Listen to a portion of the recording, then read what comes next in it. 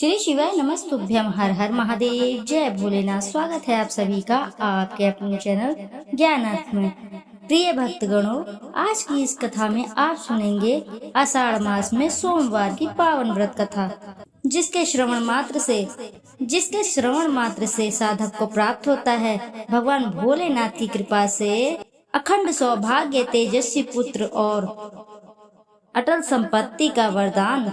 जो भी साधक आज के दिन इस कथा का श्रवण करता है तो मान के चलिए उसकी सभी मनोकामनाएं शीघ्र ही पूर्ण होती है, और साथ ही भोलेनाथ की कृपा से ऐसे साधक को किसी भी तरह से कोई भी कष्ट नहीं झेलना पड़ता।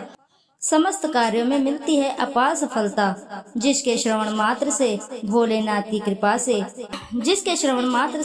दूर होती है जीवन से सभी दुख दारिद्रता और धन संपत्ति में अपार वृद्धि होती है। आषाढ़ मास में इस कथा का श्रवण मात्र से भगवान भोलेनाथ की असीम कृपा मिलती है। तो आइए प्रिय भक्तगणों, श्रवण करते हैं, रसपान करते हैं भगवान भोलेनाथ की पावन व्रत कथा। सोमवार का दिन शंकर भगवान को समर्पित होता है। आज के दिन भक्त भोलेनाथ को प्रसन्न करने के लिए विशेष पूजा अर्चना करते हैं। तो आइए अब जानते हैं सोमवार की व्रत कथा के बारे में। एक समय की बात है, किसी नगर में एक साहूकार रहता था। उसके घर में धन की कोई कमी न थी, लेकिन उसकी कोई संतान नहीं थी। इस कारण वह बहुत दुखी था। पुत्र प्राप्ति के लिए वह प्रत्येक सोमवार व्रत रखता और पूरी श्रद्धा के अनुसार शिव मंदिर में जाकर भगवान के शिव जी को और पार्वती जी की पूजा करता था। उनकी भक्ति देखकर एक दिन मां पार्वती प्रसन्न हो गई और भगवान शिव जी से उस साहूकार की मनोकामना पूर्ण करने का आग्रह करने लगी। पार्वती जी की इच्छा सुनकर भगवान शिव ने कहा कि हे पार्वती, इस संसार में हर प्राणी को उसके कर्मों का फल मिलता है और जिसके भाग्य से जो होता है उसे भोगना ही पड़ता है। लेकिन पार्वती जी ने साहूकार की भक्ति को मान रखने के लिए उसकी मनोकामना पूर्ण करने की इच्छा जताई। माता पार्वती के आग्रह पर शिव जी ने साहूकार को पुत्र प्राप्ति का वरदान दे दिया, लेकिन साथ ही यह भी कहा कि उसके बालक की आयु केवल 12 वर्ष की ही होगी। माता पार्वती और भगवान शिव जी की बातचीत को साहूकार सुन रहा था। उसे ना तो इस बात की खुशी थी और ना ही दुख हुआ। वह पहले की भांति शिव जी की पूजा करता रहा। कुछ समय के बाद साहूकार के घर एक पुत्र का जन्म हुआ। जब वह बालक 11 वर्ष का हुआ तो उसे पढ़ने के लिए काशी भेज दिया गया। साहूकार ने पुत्र के मामा को बुलाकर उसे सारा धन दिया और कहा कि इस बालक को तुम काशी विद्या के लिए लेके चले जाओ और मार्ग में यज्ञ कराना। जहाँ भी यज्ञ कराओ वहाँ पर ब्राह्मणों को भोजन कराते हुए और दक्षिणा देते हुए जाना। दोनों मामा भांजे इसी तरह यज्ञ कराते हुए ब्राह्मणों को दान दक्षिणा देते हुए काशी की ओर चल पड़े। रात में एक नगर पड़ा, जहाँ के नगर के राजा की कन्या का विवाह था, लेकिन जिस राजकुमार से उसका विवाह होने वाला था वह एक आंख का काना था। राजकुमार के पिता ने पुत्र को काना होने की बात छुपाने के लिए एक चाल सोची। साहूकार के पुत्र को देखकर उसके मन में एक विचार आया। उसने सोचा, क्यों न इस लड़के को दूल्हा बनाकर राजकुमारी से विवाह करा दूं। विवाह के बाद इसको धन देकर विदा कर दूंगा और राजकुमारी को अपने घर ले जाऊंगा। लड़के को दूल्हे के वस्त्र पहनाकर राजकुमारी से विवाह करा दिया गया, लेकिन साहूकार का पुत्र ईमानदार था।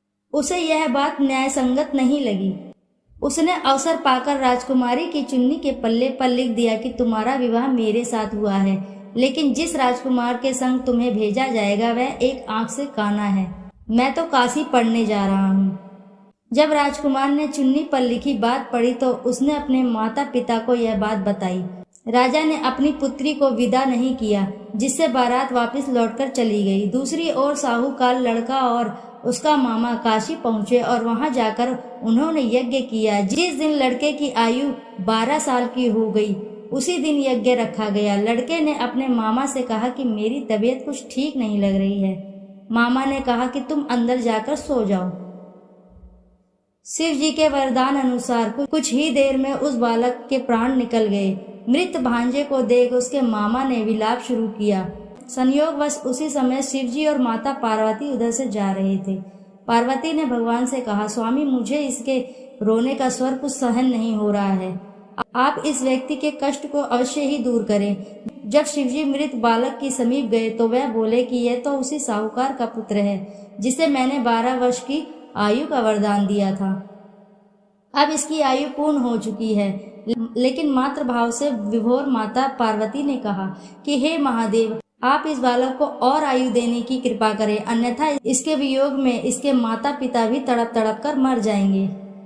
माता पार्वती के आग्रह पर भगवान शिव ने उस लड़के को जीवित होने का वरदान दिया। शिव जी की कृपा से यह लड़का जीवित हो गया। शिक्षा समाप्त करके लड़का मामा के साथ अपने नगर की ओर चल दिया। दोनों चलते हुए उसी नगर में पहुंचे जहां उसका विवाह हुआ था। उस नगर में भी उन्होंने यज्ञ आयोजन किया। उस लड़के के ससुर ने उसे पहचान लिया और महल ले जाकर उसकी खातिरदारी की और अपनी पुत्री को विदा किया। इधर साहूकार और उसकी पत्नी भूखे प्यासे रहकर बेटे की प्रतीक्षा कर रहे थे। उन्होंने प्रण रखा था कि यदि उन्हें अपने बेटे की मृत्यु का समाचार मिला तो वह भी प्राण त्याग देंगे, परंतु अपने बेटे के जीवित होने का समाचार पाकर वे बेहद प्रसन्न हुए। उसी रात भगवान शिव ने व्यापारी के स्वप्न में आकर कहा, हे श्रेष्ठी, मैंने तेरे सोमवार के व्रत करने और व्रत कथा सुनने से प्रसन्न होकर तेरे पुत्र को लंबी आयु प्रदान की है। इसी प्रकार जो कोई सोमवार का व्रत करता है तथा कथा सुनता है और पढ़ता है और उसके सभी दुख दूर हो जाते हैं और समस्त मनोकामनाएं पूर्ण होती हैं। बोलो जय भोलेनाथ, हर हर महादेव।